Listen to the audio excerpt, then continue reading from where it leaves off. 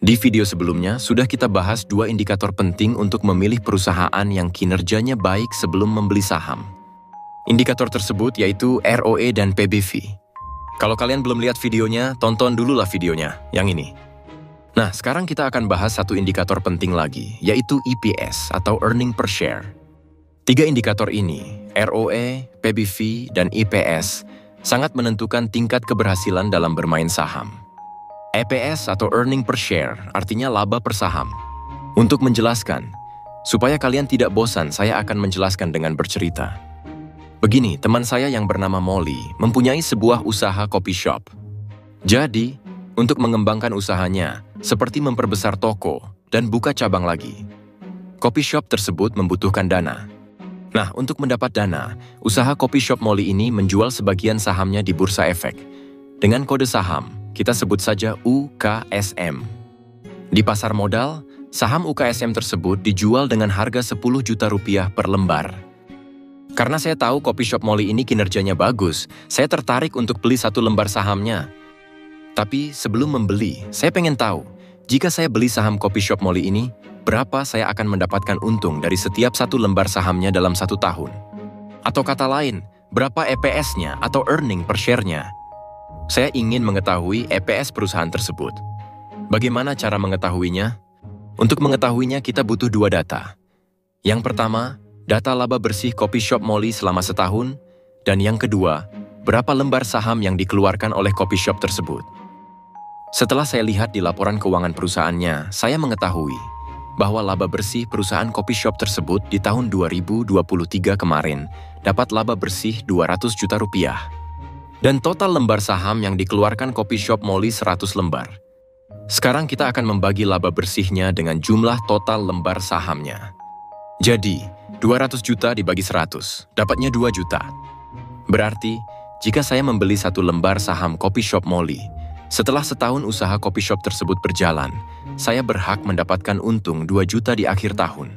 Dengan asumsi laba bersihnya 200 juta lagi di akhir tahun 2024 ini. Seperti di tahun 2023. Kecil ya, cuma dapat 2 juta. Ya, itu kan kalau kita cuma belinya satu lembar. Nah, jika kita belinya 50 lembar, ya dapat 100 juta dong. Tadi kita kan cuma beli satu lembar, ya dapatnya cuma 2 juta. Karena, untung dari satu lembar sahamnya saat itu 2 juta selama setahun. Inilah yang dimaksud dengan earning per share, yang disingkat EPS. Atau dalam bahasa Indonya disebut laba per saham. Gimana? Kalian udah mulai sedikit paham? Jika saya beli saham coffee shop Molly satu lembarnya 10 juta, dan satu lembar saham ini mampu menghasilkan laba bersih 2 juta rupiah dalam 1 tahun usahanya berjalan. Kalau earning per share-nya terus menghasilkan 2 juta setiap tahun, dalam jangka waktu 5 tahun modal saya udah balik tuh. Dan tahun-tahun berikutnya, jika kinerja perusahaan tetap bagus, saya terus mendapat 2 juta rupiah sampai kita tua dan meninggoy. Menarik kan? Sudah puas, tapi tunggu dulu, kita jangan cepat tergoda. Perlu nih kamu ketahui bahwa EPS yang 2 juta ini akan bertumbuh lagi lebih dari itu jika perusahaan tersebut laba bersihnya bertumbuh. Nah, coba kita lihat berapa EPS atau earning per share perusahaan tersebut pada tahun-tahun sebelumnya. Kamu harus paham, tanda bahwa kinerja perusahaan tersebut baik, EPS-nya itu juga bertumbuh. Laba per sahamnya selalu naik dari tahun ke tahun. Kita harus lihat EPS coffee shop Molly ini minimal 5 tahun ke belakang lah. Dari tahun 2019 sampai 2023. Kita dapat melihat EPS ini di laporan laba rugi perusahaan tersebut. Setelah dilihat, data EPS usaha coffee shop Molly ternyata begini.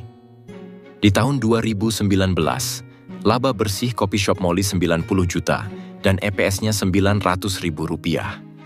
Tahun berikutnya 2020, laba bersih coffee shop Molly naik menjadi 112 juta. Dan EPS-nya juga naik menjadi 1.120.000 rupiah. Dapat kita lihat, laba bersihnya terus naik hingga sampai di tahun 2023. Coffee shop Molly mendapat laba bersihnya 200 juta dan EPS-nya naik jadi 2 juta. Di sini dapat kalian lihat, EPS usaha coffee shop Molly ini terus naik dari tahun ke tahun. Pada tahun 2019, EPS-nya 900.000 per lembar. Dan di tahun 2023, EPS-nya naik jadi 2 juta per lembar. Jika EPS-nya naik, berarti laba bersih dari perusahaan tersebut naik juga dong. Dari tahun 2019, yang awal labanya 90 juta, di tahun 2023, laba bersihnya naik menjadi 200 juta. Penyebab labanya meningkat, salah satunya pasti pembeli kopi shop ini dari tahun ke tahun selalu meningkat. Dan faktor penyebabnya, mungkin pilihan varian kopinya juga banyak, hingga menarik pengunjung untuk ngopi di kafe tersebut. Yang jelas, dari data yang kita lihat, EPS-nya bertumbuh setiap tahunnya sebesar 17,31%. Kalau ketemu EPS perusahaan kayak gini, apakah kalian masih ragu untuk membeli sahamnya? Sekarang kita berekspektasi. Seandainya di tahun-tahun berikutnya EPS Coffee Shop Molly ini terus bertumbuh. Kebayang kan? Di tahun 2028 mendatang EPS-nya berapa? Yang jelas bukan 2 juta lagi lah. Jika pertumbuhan EPS Coffee Shop Molly ini setiap tahunnya konsisten 17,31%, maka di tahun 2028, EPS Coffee Shop Molly ini sudah naik, jadi Rp4.443.295. Yang awalnya pada tahun 2023 cuma 2 juta, di tahun 2028 naik jadi Rp4.443.295. Inilah nominal EPS Coffee Shop Molly pada tahun 2028. Jika pertumbuhan EPS tahunannya konsisten di angka 17,31% tadi. Dan jika perusahaan ini terus bertumbuh, nilai EPS ini akan naik terus. Berlanjut dari tahun ke tahun. Makin gede, dan makin gede. Kebayangkan, tiap tahunnya kamu dapat EPS dari saham yang kamu miliki. EPS inilah nantinya akan dijadikan dividen, dan sebagian lagi akan dijadikan tambahan modal perusahaan. Selain kita dapat laba per saham tiap tahun, nilai harga saham yang kita miliki pun terus meningkat. Saham kita masih ada nih, yang kita beli pada tahun 2023 di harga 10 juta per lembarnya, di tahun 2028 harganya sudah naik, jadi Rp18.558.229. Berarti 5 tahun ke depan, harga saham kita naik 13,16%. Kenaikan harga saham ini pun akan naik terus, berlanjut dari tahun ke tahun. Makin gede, dan makin gede. Dengan catatan, jika laba perusahaan Coffee Shop Molly tersebut dapat mempertahankan pertumbuhannya di 17,31%. Jadi, jika investasi pada saham, ada 2 keuntungan yang akan kita peroleh. Yang pertama, laba dari saham. Yang kedua, peningkatan dari harga saham dari tahun ke tahun. Dengan catatan, laba bersih perusahaan tersebut bertumbuh dari tahun ke tahun. Jadi itulah pentingnya kita memilih laba bersih perusahaan yang bertumbuh. Sekarang mari kita lihat perusahaan yang laba dan EPS-nya terus bertumbuh tiap tahun, seperti Bank BCA lah contohnya. Coba kita lihat pertumbuhan harga saham BCA dari 20 tahun terakhir. Apa segitu-gitu aja atau gimana? Harga saham BCA pada 30 September 2005 yakni di Rp345. Dan kita lihat harganya sekarang, saat saya bikin video ini 4 Oktober 2024, harga saham BCA di Rp10.475. Sekarang mari kita menghayal. Coba bayangkan, di tahun 2005 kita beli saham BCA sebanyak 100.000 lembar. Waktu itu harganya di Rp345.